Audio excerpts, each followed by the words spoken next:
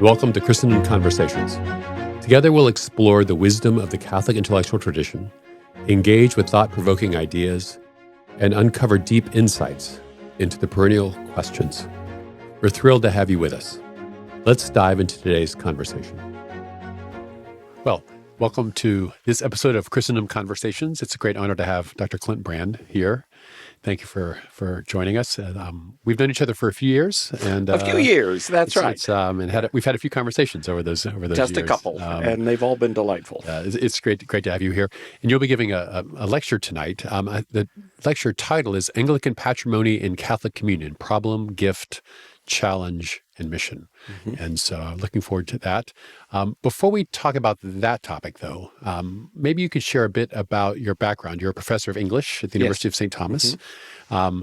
The lecture tonight is sponsored by the History Department, but you reside in the English Department. I reside in the English Department. Which suggests something about your cross-disciplinary work. And you're also a convert. And I'm also a convert. So maybe you can share a bit about your journey. And I suppose with those three elements get somehow, tied, knotted, hopefully neatly braided together this evening. We shall see. Though I'm primarily a literature guy, a teacher of English, but I can't teach literature without also thinking about history. And that connects with conversion, too, thinking about John Henry Newman's remark, to be deep in history is to cease to be a Protestant, even though that little tag gets sometimes construed out of context. There's a truth to it nonetheless. So this evening, I will be setting aside my literature hat and donning my historical mantle for what it's worth. I'll do my best. Well, I still have a feeling, even if you're speaking of history, there'll be a poetic dimension. I hope so, a little bit. Yeah, that George Herbert makes a cameo appearance. Okay. Yes. Yeah, that's good. Yeah. So you studied at University of Dallas, is that right? And then you went on to Vandy. Yeah. That's right. And so can you say a bit about your intellectual journey? Yes, I ended up at the University of Dallas quite by chance. As it turns out, my history teacher in high school was the sister of one of the illustrious professors at the University of Dallas, the late M.E. Bradford, who was a compendious man in more ways than one, and a great scholar of Faulkner and the Southern Literary Renaissance, which at that time filled my imagination. Sure. And it was as a result of Bradford's sister's influence that I accidentally took a scholarship examination and was offered a scholarship before I even applied. That's funny. And then heard about the Rome program and read about the curriculum. And I ended up at UD sight unseen. Wow. I just showed up on the first day of class. And it's a good thing that I did go sight unseen, because it's not much to behold. Irving has its charms. But they eluded me, yes. But it was a wonderful experience and truly a life-changing experience in so many ways. I mean, I think it charted certainly my professional and intellectual journey and set me on my way to conversion. When I arrived at UD, I was still a callow youth and a snot-nosed Anglican.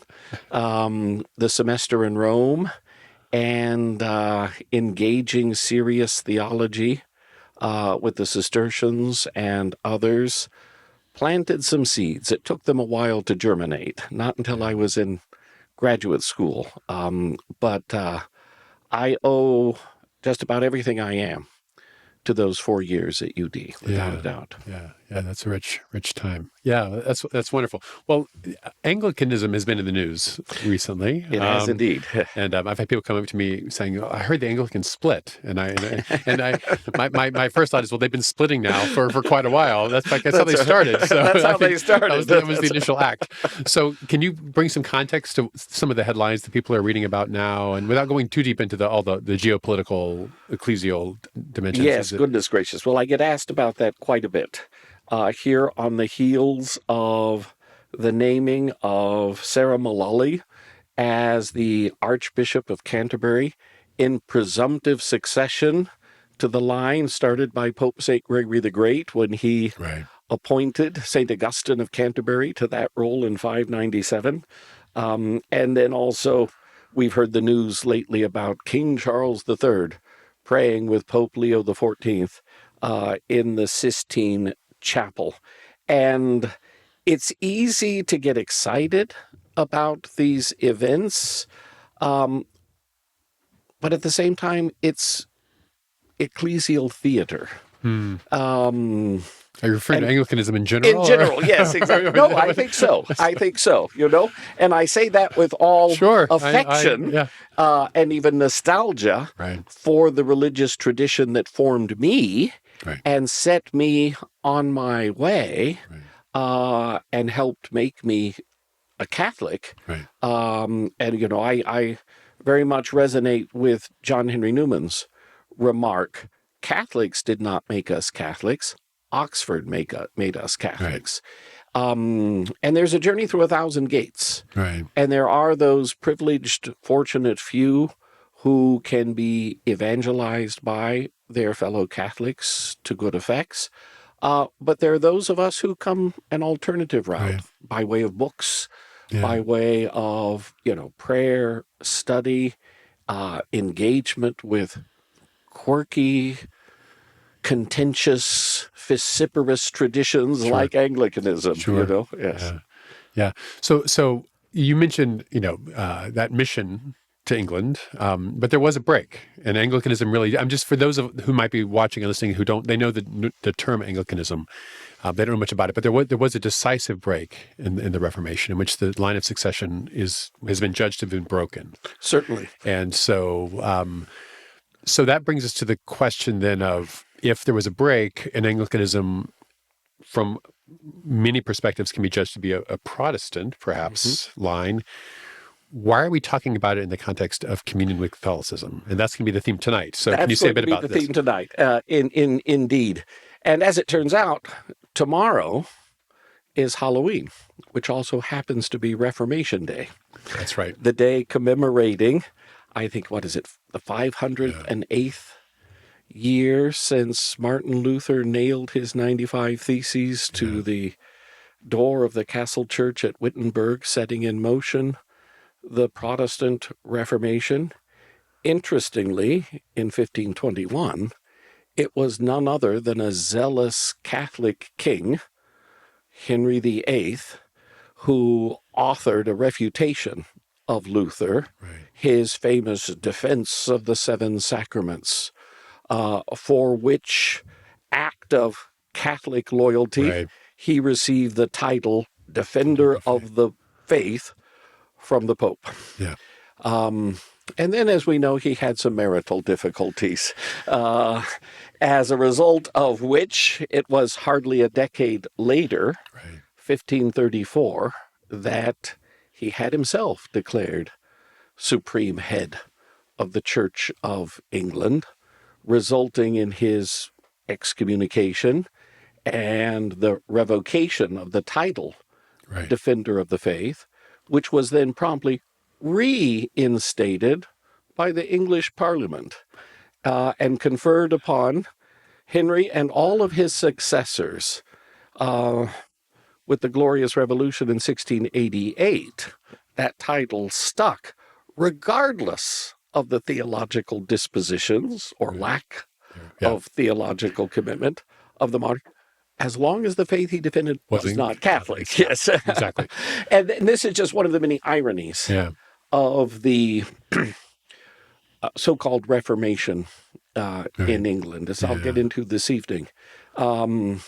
Anglicanism is this strange phenomenon that has been animated and divided by two contrary energies, impulses, tendency. On one hand, there's been, from the very beginning, a kind of centrifugal force pulling Anglicans in ever more Protestantizing, liberalizing, secularizing directions for accommodation to the establishment and the spirit of the age. But at the same time, from the very beginning, there has been a centripetal motion by virtue of Catholic elements that managed to persist, that survived, and attracted and underwent revival, summoning those formed in that tradition back to their Catholic origins, but also prospectively forward to reunion with the Apostolic See.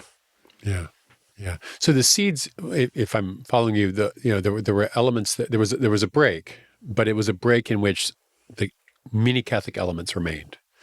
Absolutely. And this reunion, this attempt to this establishment of the ordinariates, which perhaps you can say a bit about that, is an attempt to sort of reclaim what was there already, what was Catholic there already, but had undergone some historical changes. So fast forward to Benedict XVI. So there was the break. Many of us became Catholic because of our time as Anglicans or Episcopalians. Yeah. And like you, I'm very grateful for the formation. I wasn't there as long as you were, but I'm very grateful for the time that I had. And I don't think I could have I could have crossed the Tiber if I hadn't spent some time in Canterbury. It just wouldn't have happened. Right. I feel the same way, and I'm surely grateful. And it's an interesting phenomenon, and both of us are examples of it, and there are countless others. Those who managed to walk the Canterbury Trail to Rome, and there's an important sense, perhaps even for some a prophetic and providential way, in which Anglican experience is an invaluable way station or a gateway drug, as it were.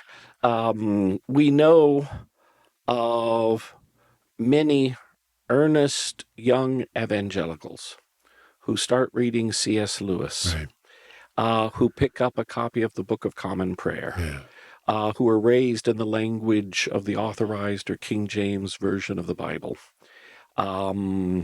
They may be afflicted with a common malady called Anglophilia, and feel that nostalgic attraction to choral evensong and the old cathedrals. And then before they know it, they are conditioned to liturgical worship, a sense of the sacraments as causes and means of grace, and it can be powerfully stirring and attractive. Right. And these earnest evangelicals can buy into it precisely because Anglicanism is so loosely defined, because it is a big tent form of Christianity. It does not make overt and obvious claims on your intellect. It rather invites you into an ethos, a culture. Right. But anyone who thinks about it will have to move beyond soteriology, liturgy, sacraments, to reckon with the character of the Church herself as the sacrament of salvation. And if you pose that question, the shortcomings, the deficiencies, the historical ironies and contradictions of the Anglican experience become manifest. Yeah, all the trains. And then you have Orthodoxy or Rome, Constantinople or Rome. That's basically your choice. Yeah, all the trains eventually lead to the station of ecclesiology. I think so. Absolutely. Yeah, certainly in my case, and I've known many others. Yeah. So Benedict XVI, Anglicanorum Cedibus, that had been an internet rumor for many years, that there was something afoot that might allow Anglicans to become Catholic and be in full communion, and yet retain certain elements. Right. We think of the language of the prayer book. We think of certain other elements that seem to be, in many ways, representative of what perhaps some of the council fathers were aiming at, perhaps. Yes. An elevated and yet vernacular form of the liturgy. Benedict XVI pulled this off. Can you, in a very short document? I'm always surprised how short the document is. It is amazingly brief and concise and beautifully stated. Yeah. So would that all magisterial documents had those qualities. Exactly. So can you say a bit about that? What did he do exactly? Well, in order to talk about what Benedict achieved and what he ventured, and I think it was a brave and daring ecclesial adventure, we need to back up a little bit to talk about the prototype that led to Anglicanorum Cedibus under Pope St. John Paul II in 1980, when he responded favorably to petitions coming from American Episcopalians seeking the possibility of accommodation for Anglican traditions of liturgy and pastoral care, and at least for qualified former Anglican ministers, a dispensation from clerical celibacy, and the possibility of keeping congregations intact. And this led to a handful of pastoral provision parishes in Catholic dioceses where Catholic bishops were open and willing to take the risk and offer a place in the fullness of the faith for these Anglicans. Though initially the pastoral provision seemed to many to be a kind of halfway house for recovering Anglicans. And in fact, it might have been intended as much. But these Anglicans became fully, unabashedly, unapologetically Catholic, but they never entirely recovered from their Anglicanism. And they became, as it were, a kind of small, creative minority. And that the pastoral provision persisted nearly a generation, I think gave Pope Benedict a model and idea, because clearly fragile. And if this witness were to survive, it needed its own permanent juridical structure. And as a result of further petitions from disaffected Anglicans hankering for full communion around the world, in 2009, Pope Benedict, responding to groups of Anglicans, that's the Latin incipit of the Apostolic Constitution, daringly set in motion the means to establish personal ordinariates juridically equivalent to dioceses, precisely for the sake of safeguarding, nurturing what is called Anglican patrimony, the establishment of houses of formation, institutes of religious life, everything that you might need to make this English inheritance a permanent part of the church, and in the fullness of time, another way of being Catholic. That the fullness of the faith admits a legitimate diversity of expression.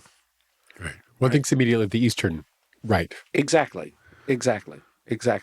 But whereas the Eastern rites are, for the most part, churches sui juris, in their own right, in full communion with Rome, the ordinariates established under Pope Benedict's Anglicanorum Cedibus are part of the Roman Rite.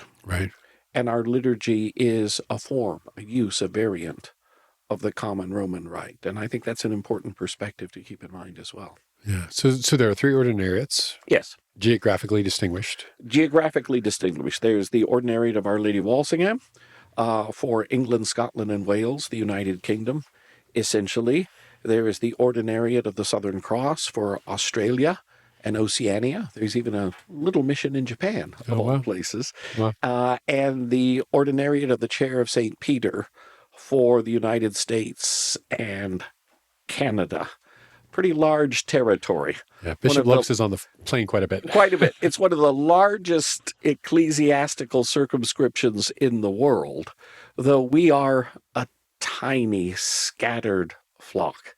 I like to say no bigger than a mustard seed. That's wonderful. Well, when we were introducing this conversation, we spoke of you giving a history lecture, but residing in the English department. But you've also done a lot of work on liturgy. Can you say a bit about your role I realize these are papal matters, and so there are certain things we can't speak of. But under pontifical secret, and the pontifical secret means everyone knows except the Pope. Exactly. That's exactly right. But you played a role in what we now have. Was essentially the Ordinariate Missal. And Indeed. I have at home, I have a big fat Anglican use missal, which was essentially the Book of Common Prayer with a few changes. Yes. But what came for the ordinariate was something significantly different. Strikingly different. And so can you say a bit about that work and Sure. what was produced? But I need to preface doing so by describing the entirely accidental circumstances by which I came to be swept up in this process through no merit, no qualification of my own, and certainly not the requisite academic credentials.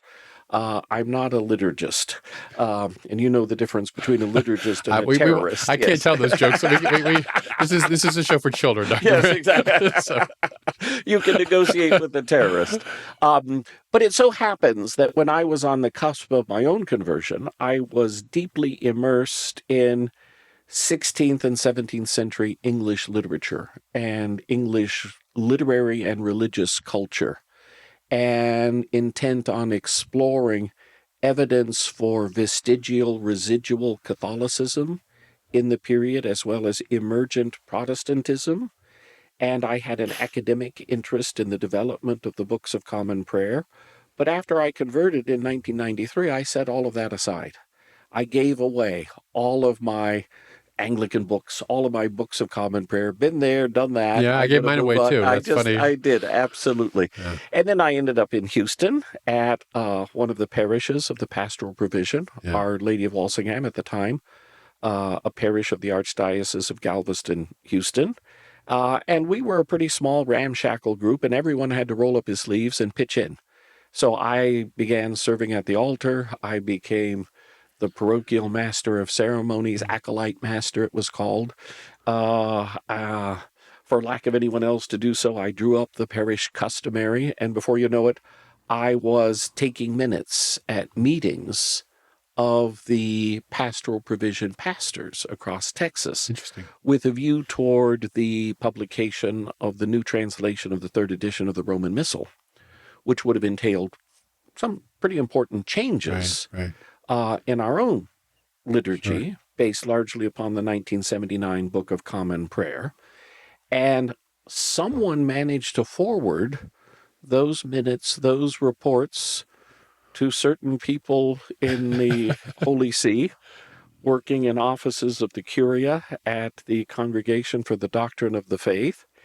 And after the Apostolic Constitution was published, someone got a hold of me, and I received a letter from then Cardinal Levada, the head of the CDF, asking if I would be willing to contribute further reports for the working group assigned the task of developing the liturgical provisions of the Apostolic Constitution.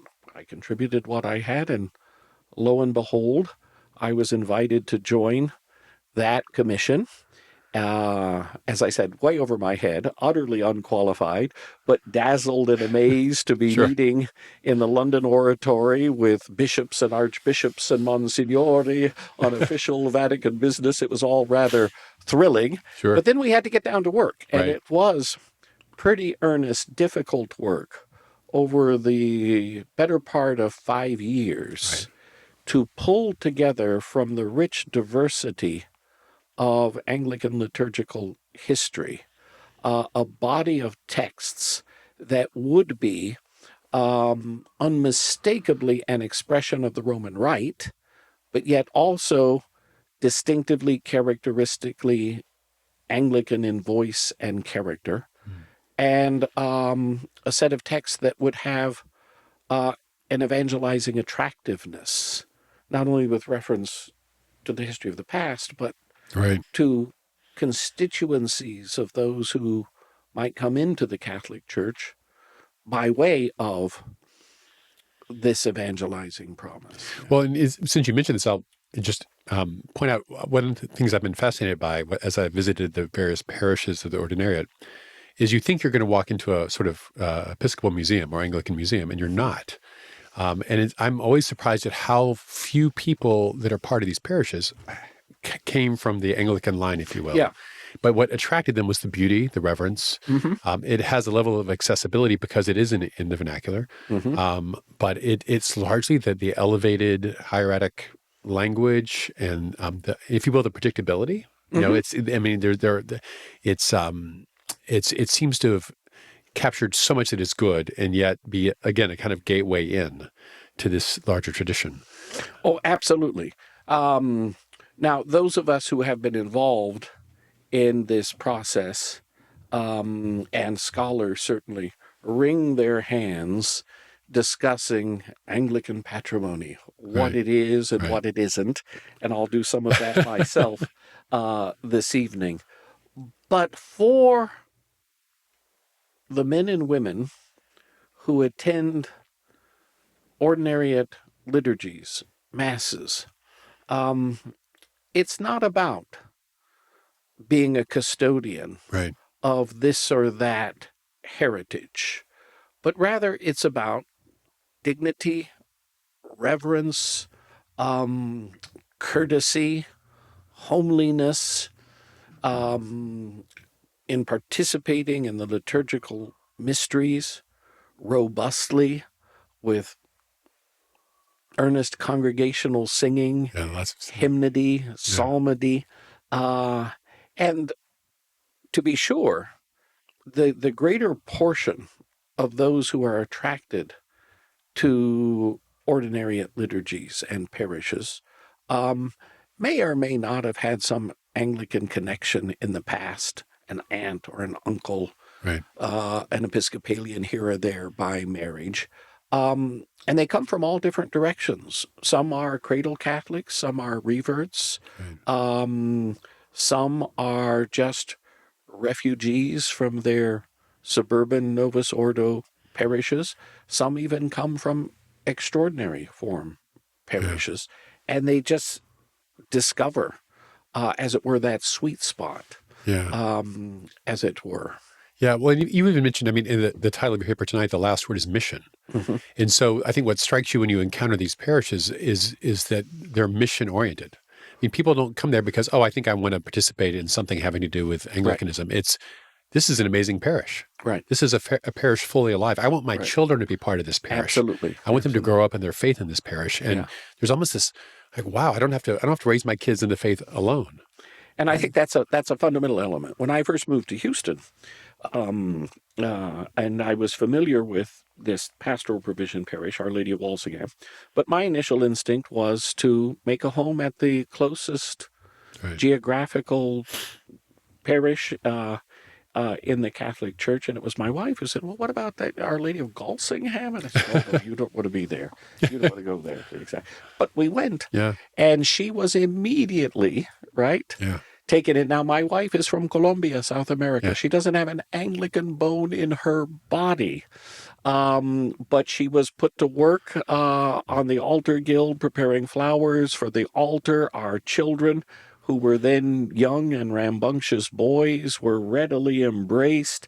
And what kept us there was not just the beautiful liturgy, the hymnody, but as you say, this vital sense of purpose and mission and a joy, really, and at this parish in particular, a concern to celebrate and sanctify family life. Was it you who told me the story about when the Houston Chronicle they did a story about disaffected Anglicans and how there were all these angry Anglicans who were going to Rome, and then there was a photo I think of Catalina, your wife, and all these people it was a party of some kind. And this was on occasion of the announcement that Bishop Lopes would be our second ordinary when he was appointed bishop and would be consecrated soon. There was a press conference called, and reporters from the Houston Chronicle showed up, and they were kind of mystified by everything. Why isn't there already a cathedral, a Catholic cathedral in Houston? Why would there be a second Catholic cathedral? What is this thing? Are we letting Anglicans use our Catholic churches now? And as they tried to picture what was going on, yes, this is a strange organization set up for disgruntled Anglicans. But looking for a suitable photograph, the photographer found my wife and her sister, Juliana, two Colombians, smiling and grinning ear to ear in their native exuberance. And it was amusing to see the caption under this photo that appeared in the Houston Chronicle. Disgruntled. Yes. The ordinariate has been set up for disgruntled Anglicans. Here are two of them. That's These great. exuberant, Yeah. Latin-blooded, Colombian cradled Catholics grinning from ear to ear. Yeah. I think that captures I'd like the to spirit see of that's it. the Yeah. true spirit. That's our real patrimony. Yeah, I think that's important. That's important. Well, and so that your work on the commission ultimately led to Divine Worship, the Missal. Yes. And that's the standard book across all three ordinariates. Right. And if I'm not mistaken, I want to get the title right here. As a result of your efforts, you were honored by the Pope, and you can correct me, Knight of the Pontifical Equestrian Order of Saint Gregory the Great. You got it right. That's Which a mouthful, isn't it? Yes, it is. Which allows you to ride a horse into St. Peter's. So I'm told. Okay. I've never put that protocol to the test. Okay. I have never dared ride my horse into St. Peter's Basilica for lack of a horse. Now, the Vatican was kind enough to give me a medal and a sword. But no horse. But no horse. And every time I've inquired about the horse over these last 10 years, the answer is the same. The horse, she's in the mail. So I worry about that poor horse. That's good. That's good. Well, you mentioned Newman came up earlier. So Newman's been in the news also. Yes. Tell us what's going on with Newman. I mean, for many of us, he's been, I used the phrase recently, a North Star. Both in our journey into the church, but also for those of us who are involved in Catholic education. Why should we be paying attention to what's going on? Well, it was thrilling this past July. Pope Leo XIV made the formal decision to name St. John Henry Newman the 38th Doctor of the Church, a title reserved for the most illustrious, the most celebrated, the most saintly, the most intellectually penetrating teachers of the faith. Yeah. And Newman, the most illustrious convert since, St. Augustine of Hippo, probably, now joins those ranks. Yeah. In some sense, it was a foregone conclusion. Joseph Ratzinger, way back in the 1980s, before Newman had even been beatified or canonized, had already predicted that Newman eventually would join the ranks of the doctors of the church. But still, news of immense joy, as I said, announced in July, and it will become formally manifest here in a couple of days on All Saints, November 1st. Yeah. And Newman has further been named the patron of Catholic education for obvious reasons, given his great contributions to Catholic thought about education, the idea of a university in its history and development, and the essential integrity and unity of a curriculum that necessarily finds its foundation and expression by way of philosophy and theology in the symphony of all the disciplines of humane learning. Yeah. And literature figures significantly in Newman's notion of university education, I'm glad to say. Yeah. Yeah. Well, and you mentioned, you used the word symphony, and I think Pope Leo recently described, the choreography of the disciplines, which is a beautiful image as well. Could you say a bit about cor ad cor loquitur? That gets used a lot of different. Oh yes. Understood a lot of different ways. Yes. What should we take from that? Yes, cor ad cor loquitur. Heart speaks to heart.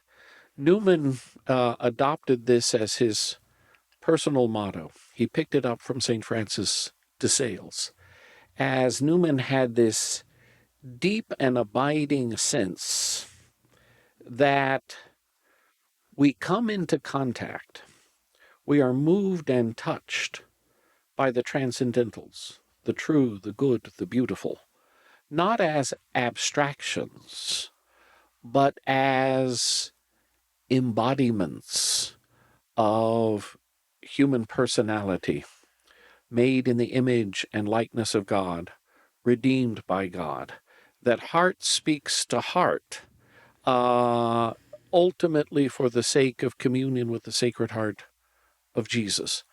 And a golden thread running through Newman's writings, first as an Anglican and then as a Catholic, is this notion of personal influence, particularly the personal influence of teachers, the living voice, the vital countenance, whereby truth, goodness, beauty become concretely embodied, humanly manifest, and imaginatively engaging. And it's a beautiful and profound notion of Christian personalism, and I see it all over Newman's thought, and it certainly awakened and inspired my sense of Right. what I'm doing as an educator, as a teacher, but also as a husband, as a father, a friend, in every capacity. Yeah, yeah. Well, and I'm just fascinated by the fact that Newman and Thomas Aquinas as being sort of the co-patrons, Absolutely, and what yes. does that, what fruit will be born just from bringing them into dialogue Absolutely, over in the coming generations? Yeah. Well, and speaking of the heart, too, I mean, it's easy to confuse the heart merely with the seat of the emotions or with sentimentality.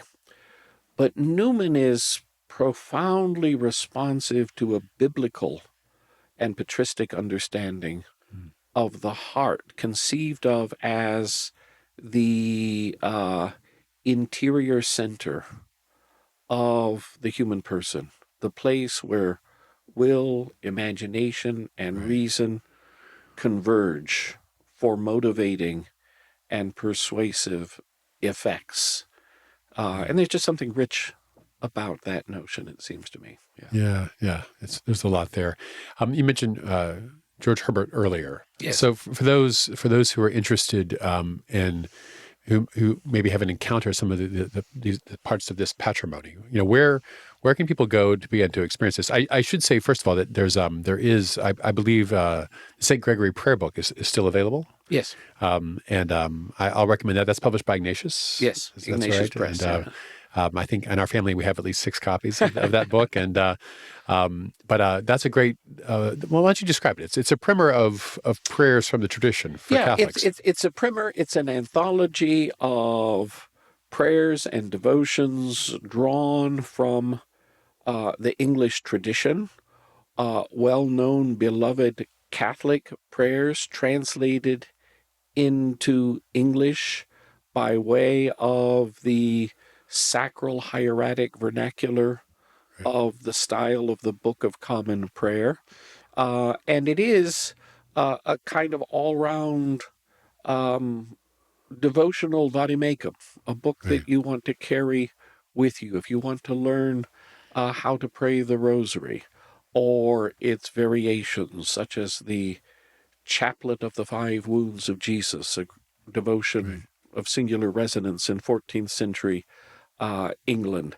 The Collects of the Church Year, devotions for the seasons, prayers before and after confession, prayers before and after and during Mass, as it turns out.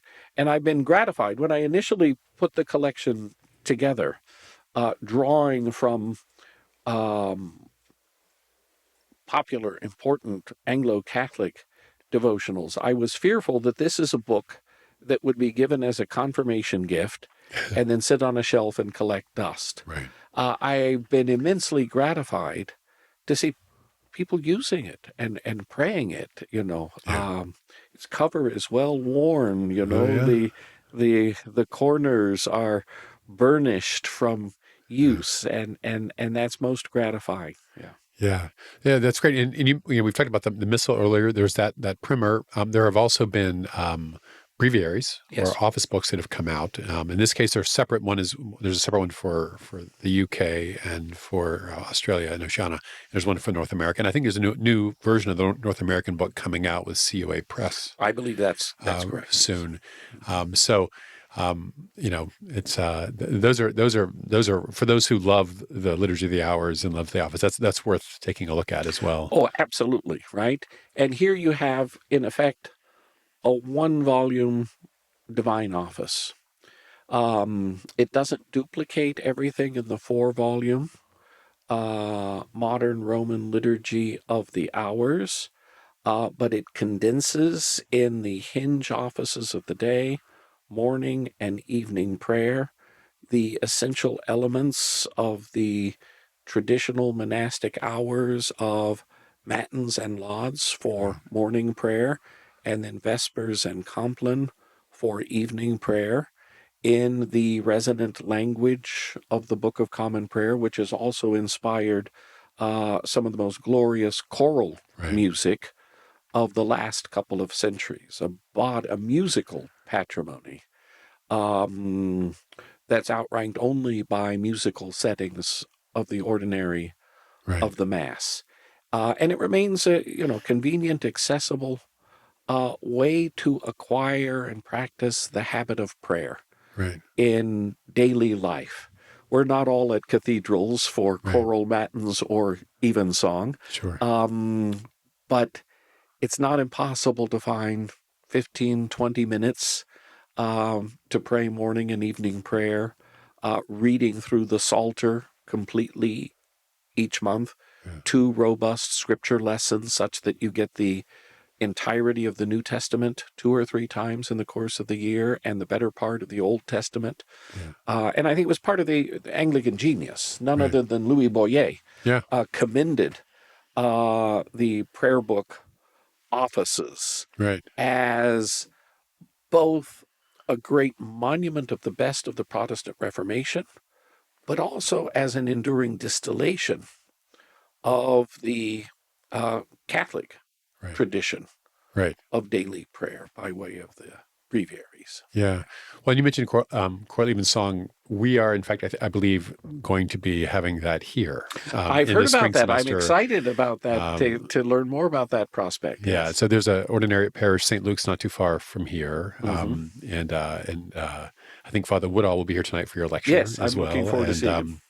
And that's a lovely parish, and they carry on the great tradition of the potluck after the liturgy, the sacrament. The potluck, and that's wonderful. And I think it's interesting. I mean, I think gave a paper on a panel a month or 2 ago at the Fellowship of Catholic Scholars about the future of the liturgy, and it will be interesting to see what comes over the next few decades, because there are many people, and I'm not going to put you on the spot and ask you about this, but that will say that the way in which the liturgy has been rendered for the ordinariate in the vernacular, it brings back many things that were left behind in the reforms that didn't have to be left behind, but they've been reclaimed.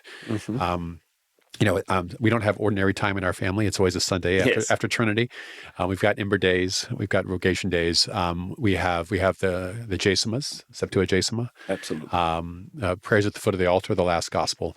So there are lots of things that were left behind that have been reclaimed. Yes. And so it'll be very interesting to see, I think. So this may seem sort of like inside baseball for those of us who've come from this tradition or interested, but this has implications for the future. Absolutely. Now, I think it's much too early. It's much too soon. Sure. For any of us to be sure of how this precedent, shall we say, might grow and develop. But we're all familiar with the contemporary Catholic liturgy wars and this sense of disruption, this binary choice between the traditional Latin Mass, the Tridentine or extraordinary form, and the post-conciliar revision of the Roman Missal.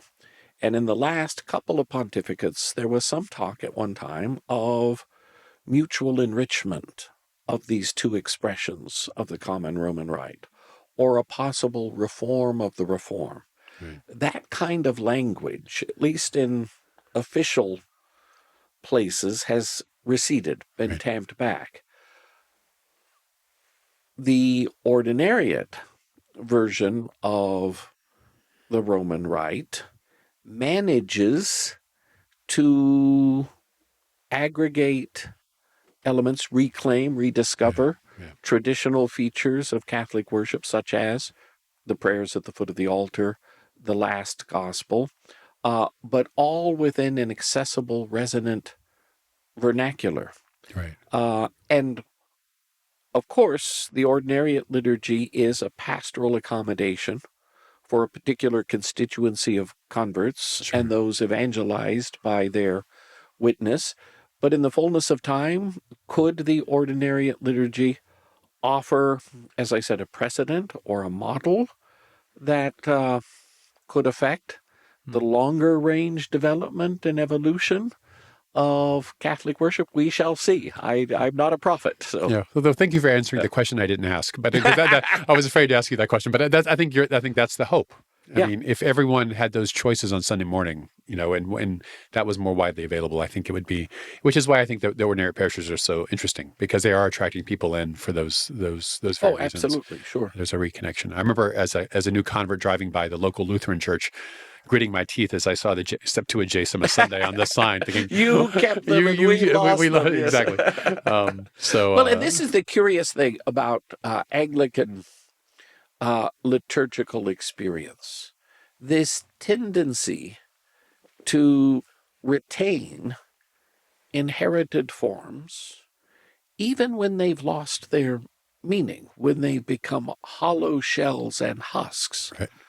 But having preserved the form, they become available to those earnest seekers intent on belief who don't perceive empty forms and hollow husks, but who want to occupy the substantial space that was filled when these traditions were sources of energizing and motivating belief.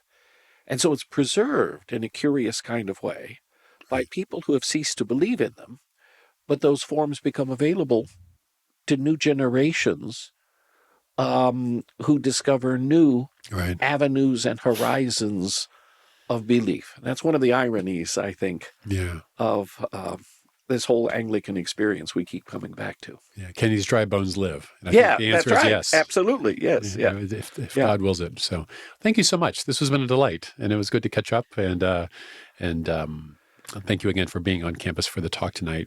Thank you, George. It's been. I think that'll probably be recorded at some point. So as well. So thank you, and God bless, and give everyone down at Our Lady of Walsingham our greetings. I will do so. Thank you so much. Yeah. Okay, thank you.